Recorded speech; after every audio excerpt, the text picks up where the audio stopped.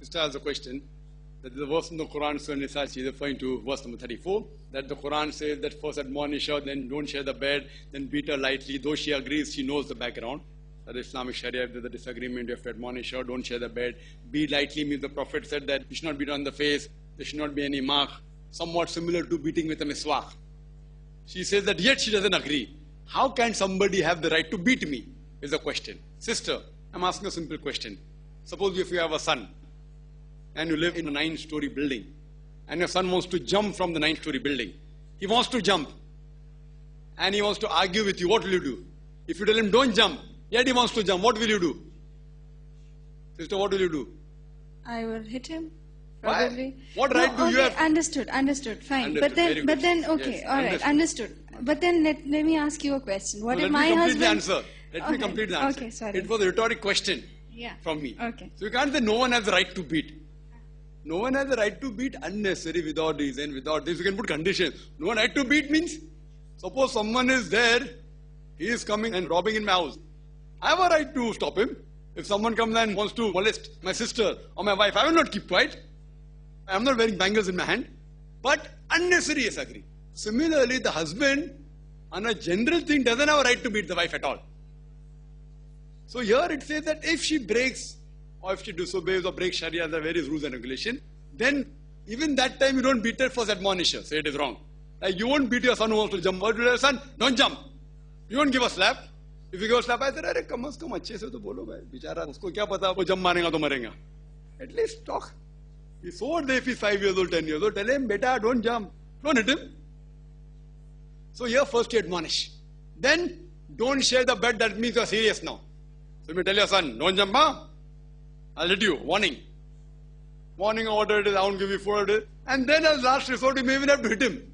Or may have to tie his hand. Why? Because you love your son. Not that you hate your son. So similarly here, Allah has given permission as a last resort. Beat lightly, the Arabic word is zaraba. Beat lightly means ultimatum. This beating is not for hurting the wife physically. If it was hurting the wife physically, I said, barabar se khoob marna. Hit properly so that there are 10-20 marks and blood comes out.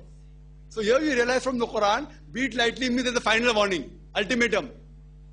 And the hadith says, with miswak. Today you say like, maybe with a hanky. Hanky. Not tying or not and giving tichki, you know. In the school we used to give. That also hurts. With a hanky. That means finish. There's ultimatum. That means they're giving ultimatum warning. And then the Quran says, if there's dispute, then have a consultation and then break, you know, the various things what the Quran says. So here we analyze, sister, the reason they've given is because in the society, in the family, as far as the family affairs is concerned, the leader is the man. So here it's giving an ultimatum warning. That doesn't mean that husband is always right. Please don't misunderstand. He is the leader because he is a qawam. Just before that, Allah says in Surah Nisa chapter 4, 34, Ar-rijalu qawwamun al-nisa. That the man is the qawam of the woman. Many people say, man is superior. Qawam doesn't mean superior. Qawam comes from the word iqama, means to stand up for. How we have iqama before salah? To stand up for salah. So here the Quran says the man has one additional responsibility. That means he has to stand up for the woman, look after the woman. Doesn't mean boss over the woman. And the reason is given because Allah has given one more strength than the other. We have to agree physical strength the man has got more than the woman.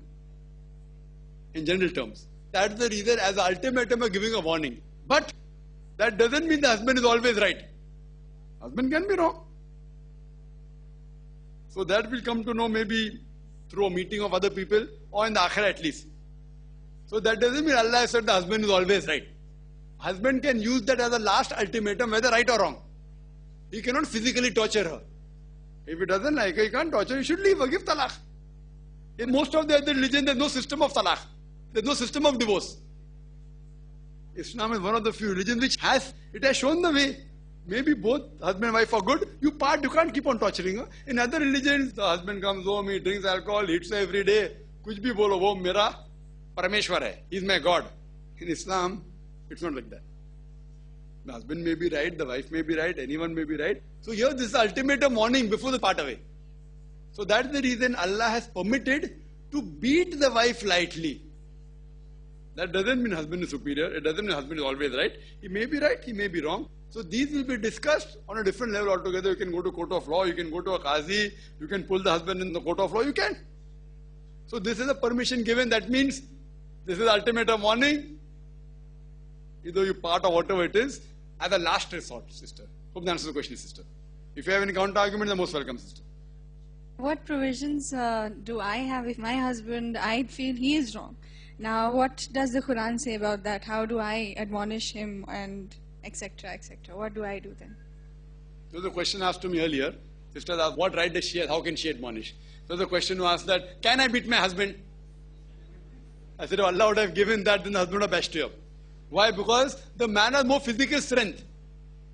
So normally there may be some cases where the female may be stronger than the husband. Like we have female wrestlers and sportswomen. I'm not disagreeing with that. As a general rule, yes, you have other things to do. But if you say, I lightly admonish my husband, and if he retaliates, there will be a problem. So lene ke dene pad jayenge.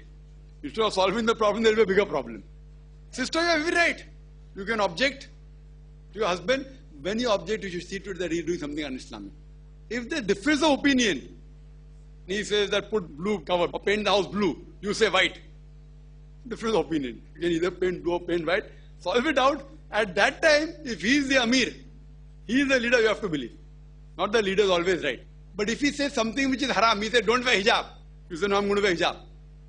He said, no, I'm your husband. The husband can't go against the Sharia, can't go against Allah, can't go against Allah's Rasul. It's very clear cut. But if he's going against any law of the Sharia or law of Allah and Rasul and you object, you should object. Why?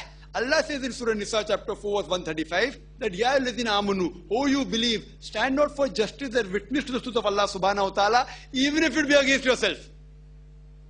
Against your parents, against your relatives. Husband is not mentioned there. Husband comes in relatives. Even if it be against yourself. Against your parents, against your relative, whether they're rich or poor, Allah protects all. For Allah says you can go against even your parents, against your husband.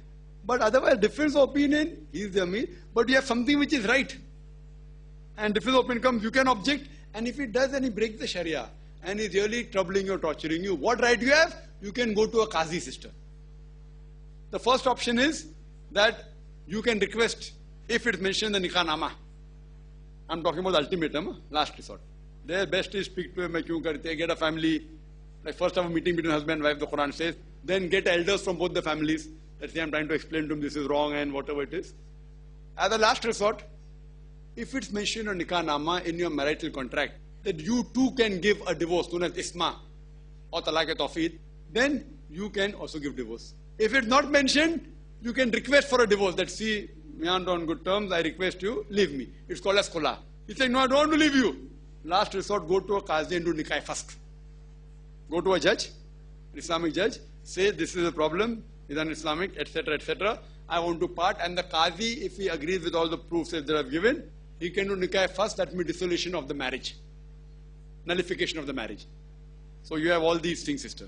Hope that answers the question.